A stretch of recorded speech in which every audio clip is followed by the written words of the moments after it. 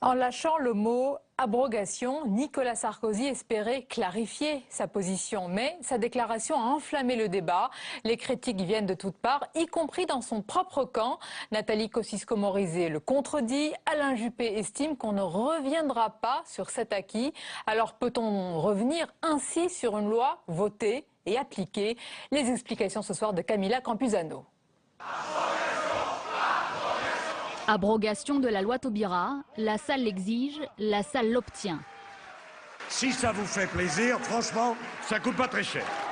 Euphorie des militants anti-mariage pour tous. Mais légalement pas si évident. Pour cette avocate, une abrogation ne passerait pas le Conseil constitutionnel. Le mariage civil est une liberté fondamentale à valeur constitutionnelle, donc on ne peut pas revenir dessus.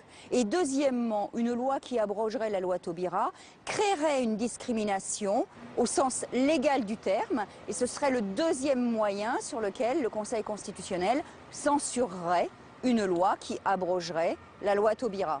Retirer des droits fondamentaux accordés, du jamais vu sous la Ve République.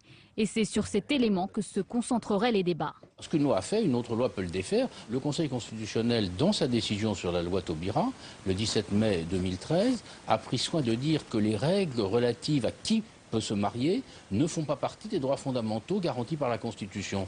Donc je crois qu'il n'y a aucune difficulté. Pas question de laisser un vide juridique. La famille, c'est une réalité de l'homme.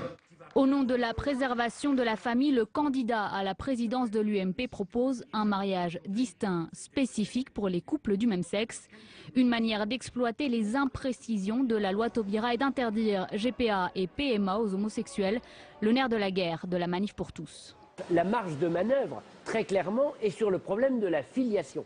Et sur le problème de la filiation, on n'est pas obligé d'avoir un régime identique pour les couples homosexuels et pour les couples hétérosexuels. En cas d'abrogation, une certitude, le débat remonterait jusqu'à la Cour européenne des droits de l'homme.